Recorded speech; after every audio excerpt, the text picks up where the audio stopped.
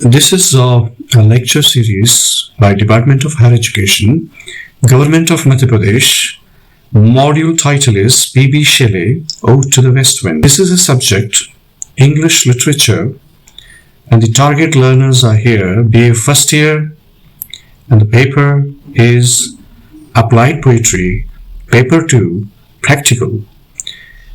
The topic covered today is under Unit 2 and module number 2.2. I welcome you all, my dear students, to this lecture. What are the learning outcomes? We begin with the explanation of Ode to the West Wind, written by B.B. Shelley. First of all, I'll give you introduction, then we'll discuss about the summary, and then we'll explain the poem and learn more and some kind of references, and finally there is assessment. So, as you know, that B.B. Shelley is a romantic poet. As you can see, the learning outcomes here are, number one, is to instruct and delight the learners through the poem. The second outcome is going to be to inspire the learners to have positivity, creativity, and a new way of thinking. The next objective is to identify, interpret, analyze, and appreciate the various elements of poetry. From this poem, we are also going to learn to develop literary intellect of learners.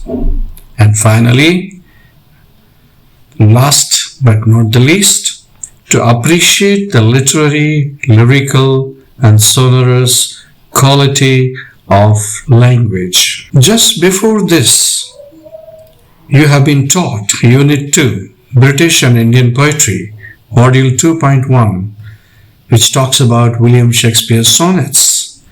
Let me not to the marriage of true minds. Soon after this follows this Module 2.2, which is a poem, Ode to the West Wind, by B.B. Shelley. B.B. Shelley is a romantic poet.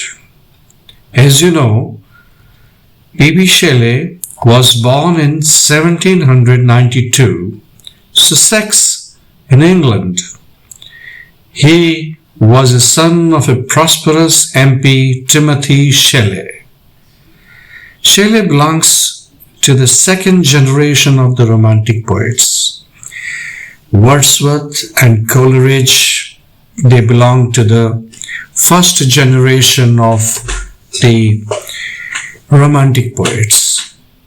And B.B. Shelley and John Keats, they belong to the second generation of the Romantic poets. This Romantic age falls within the period 1795 to 1832. 1795, 1798 to 1832. This period in English literature is called Romantic Age. And as you know, the famous poets are Wordsworth, William Wordsworth, S.T. Coleridge, Samuel Taylor Coleridge, P.B. Shelley, Percy Bysshe Shelley, and John Keats.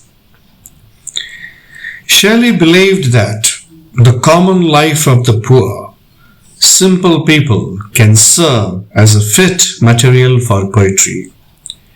Shelley strongly advocated using simple and common language, common in poetry also. About this poem, Ode to the West Wind, was written in 1819 in a wood round the Arno near Florence, Italy. In 1820, this poem was published along with Shelley's musical drama, Prometheus Unbound. Shelley lived in Italy at that time. Now, what kind of poem is this?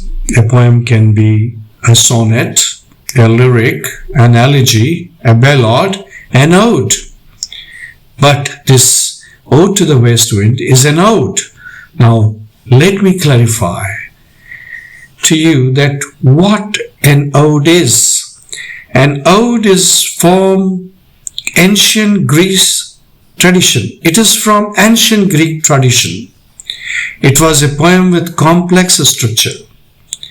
It was sung on important religious or state ceremonies as a form of formal public invocation. Now let me give you a little bit of introduction about the poem.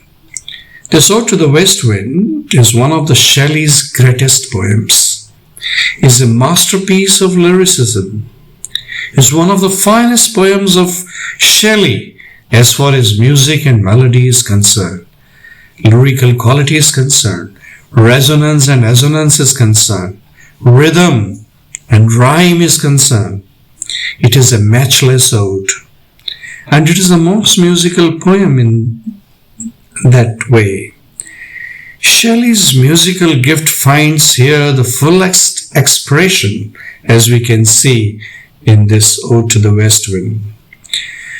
Now let me start telling you about this poem a little bit more.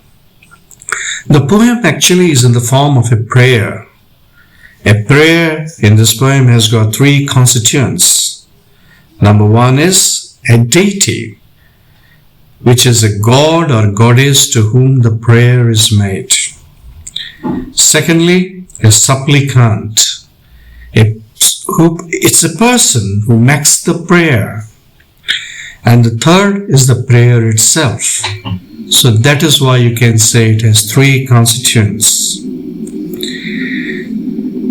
The deity here is the West Wind, of course. The supplicant here is the poet himself, who is making the prayer. And the prayer is for the personal redemption and for poetic inspiration. Now this, in the first three stanzas, the poet is describing, number one, the power of the West Wind, that the West Wind has a great power. The power of the West Wind on three things. The power of the West Wind on the earth, in the sky, and on the sea. On these three things. So, the poet describes the activities of the West Wind on land. It drives the dead leaves before it, just as a magician drives a ghost. Then the West Wind scatters the seed far and wide and covers them with dust to be buried underground. There they remain like dead bodies in graves till the coming of a spring season, when they sprout into plants. The valley is filled with sweet smells and attractive odors. Odor is a smell, fragrance, aroma. Now P.B. Shelley, the poet, then tells the effects of the West Wind on water. It awakens the blue Mediterranean Sea from sleep, that was dreaming of old palaces and towers which once existed.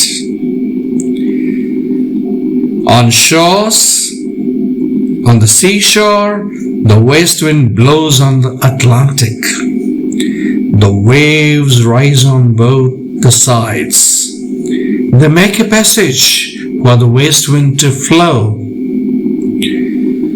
Far below, the plants growing at the bottom of the ocean, they tremble with fear and shed their leaves.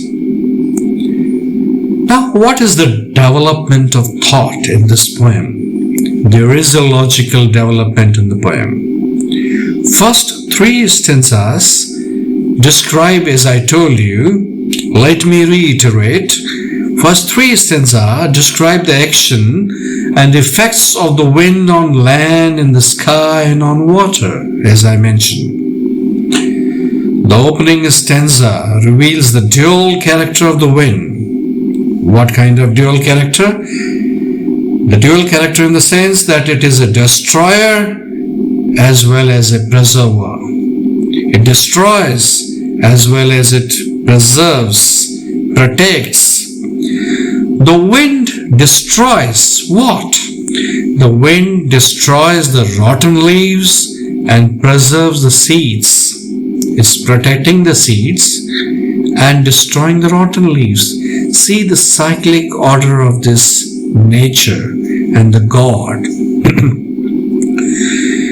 There is a scheme in the design of a God. You can see a master plan here, envisaged by, built up by, developed by God alone himself. The wind destroys the rotten leaves and preserves the seeds.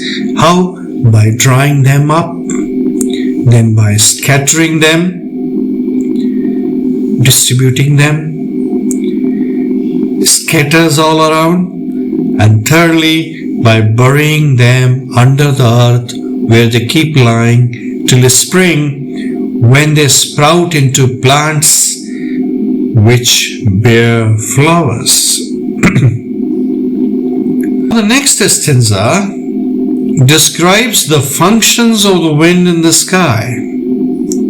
It carries the clouds on its surface, while the locks of the approaching storm are sprayed on its blue, airy waves. The west wind is regarded as the funeral song of the dying year. The year that is creeping by, that's passing by, the dying year. And then a tomb will be erected. So, this stanza and the next stanza is describing that it carries the clouds on its surface, while the locks of the approaching storm are sprayed on its blue, airy waves, and the west wind is regarded as the funeral song of the dying year, and then a tomb will be erected. The third stanza, the next one, shows the action of wind on water.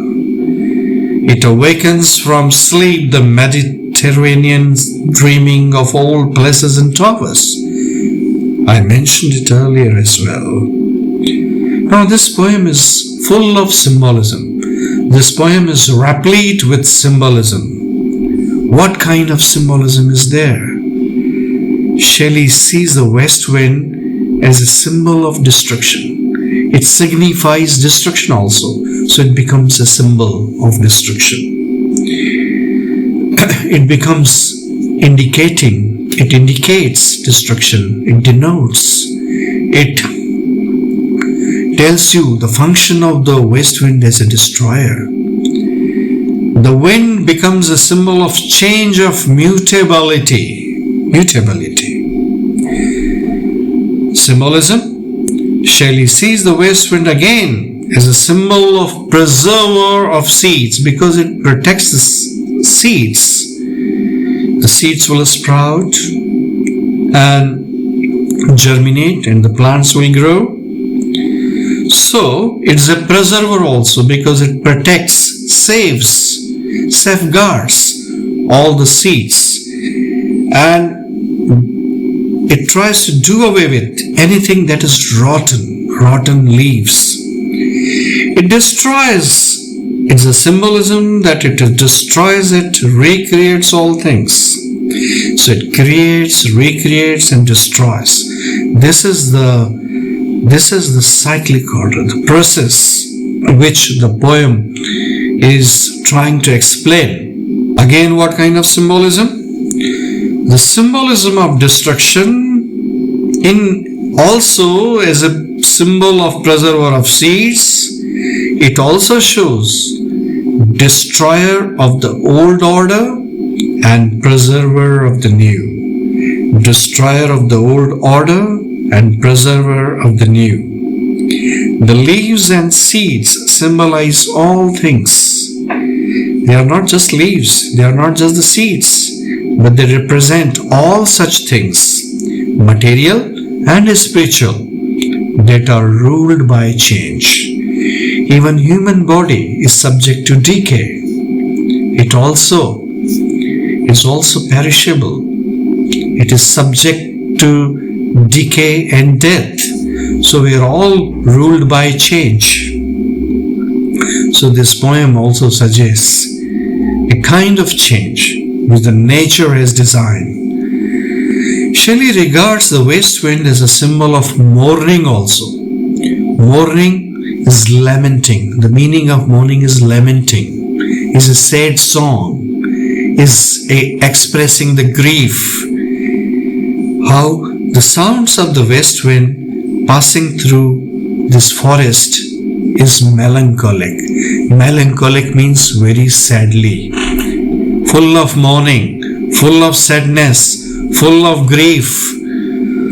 The west wind is called a dirge of the dying year. The year that is dying is a dirge of the dying year in this particular poem. So, another connection that we see here in the poem and the poet. The poet and the poem, the connection can be seen. There is an affinity between the poem and the poet. A kind of affinity exists. How it encourages the poet to appeal to the west wind for help. The poet is appealing to the west wind for help. He's asking for help. And what he's saying in the poem? Oh, lift me as a wave, a leaf, a cloud. This is the line from the poem. The west wind is again a symbol of, number one, temperament and personality. Number one. Second is a symbol of help, aid, support and relief to the poet when he's in distress, when he's melancholic, when he's upset, when he's sad, when he's in a mood of great sorrow. There is a sorrowfulness. The sorrowfulness has enveloped the poet. So it brings to him a kind of relief, a help, a support. And the same west wind becomes a savior for the poet. It's savior for the poet, protector for the poet. So the west wind is a powerful symbol. It exerts a powerful influence of forces that will bring about the golden age of mankind.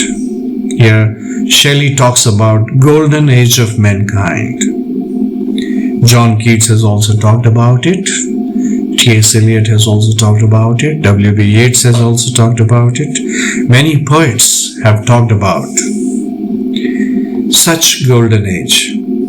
So the west wind is again a symbol. It is asked to scatter the poet's revolutionary doctrines and theories over the universe. The poet is trying to communicate, to convey his revolutionary ideas and doctrines and principles and theories across the universe.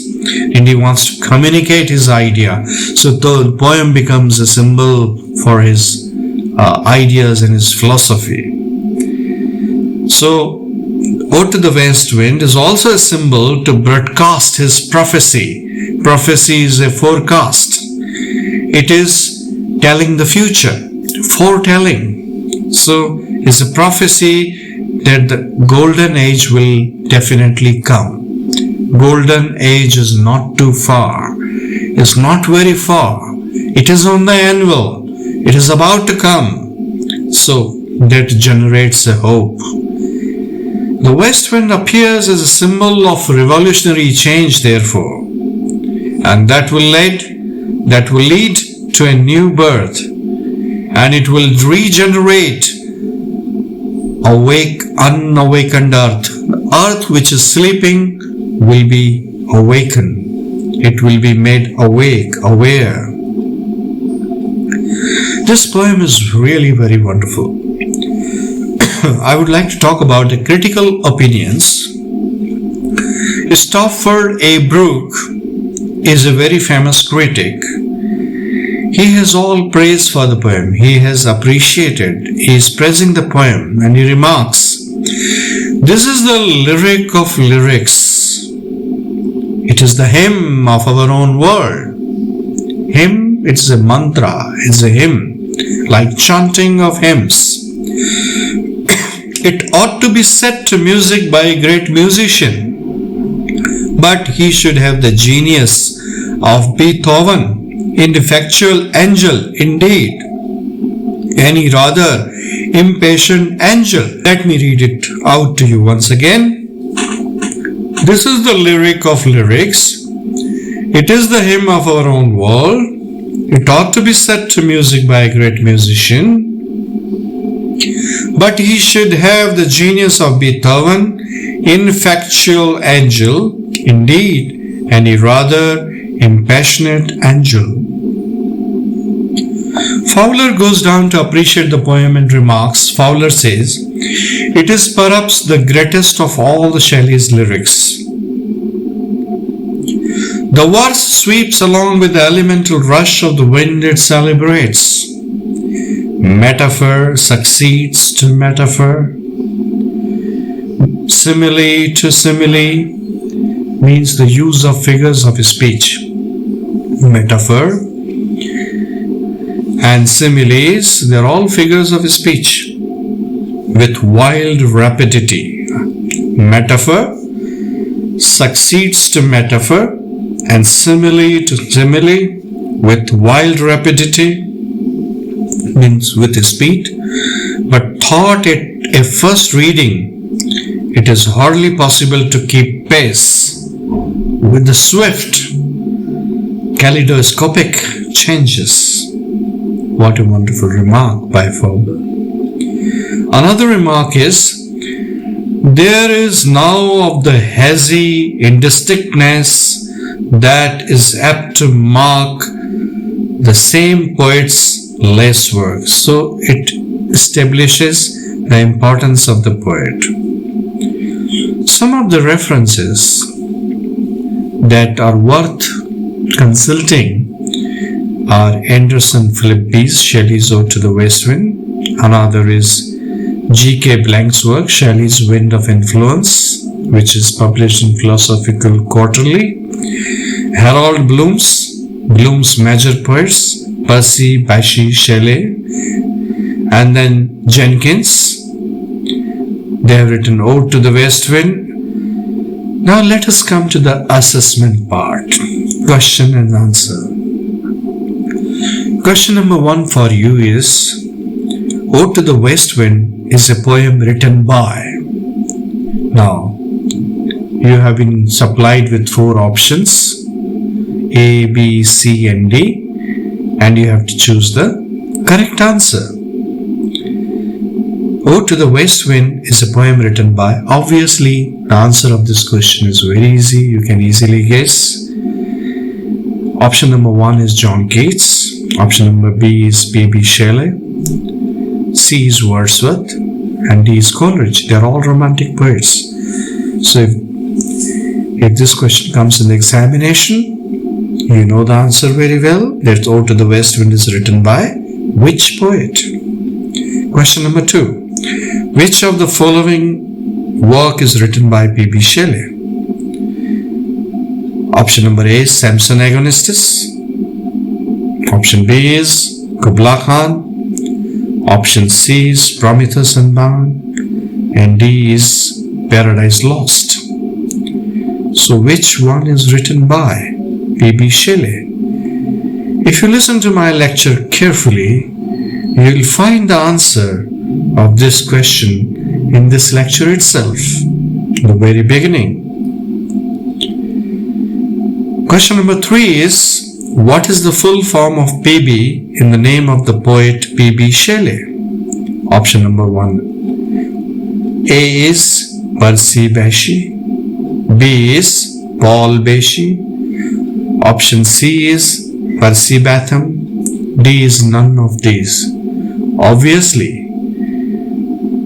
in this lecture, I have already mentioned the correct name of P.B. Shelley. I hope you will discover it soon. And if not, just listen to this lecture once again. Go back to the lecture and Listen it again, rewind it, and you will find all the answers of these questions and of perhaps many more. Question number 4 is, Shelley belongs to which of the following period? Obviously, you know the answer very well. Option number A is classical age. Option B is transition age. Option C is Augustan age. And the last option given to you is romantic age. Obviously, I'm sure you know the answer. Question number 5, last but not the least. Here you have to tick mark the right answer. Ode to the West Wind was published in the year 1820. Is it correct? If it is true, just tick the right mark, and then you have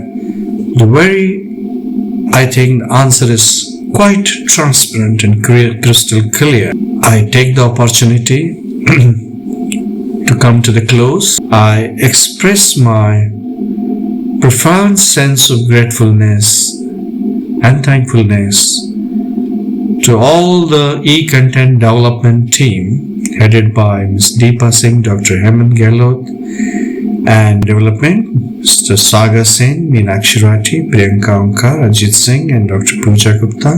There are different teams, and the credit goes to all of them for showcasing, to Mr. Dilip Kumar Gupta, and for storage and accessibility to the technical team, and therefore for quiz and assignment development to Mr. Manish Dubey and his team. Thank you so much. We hope to meet you soon in the next lecture. Bye for now.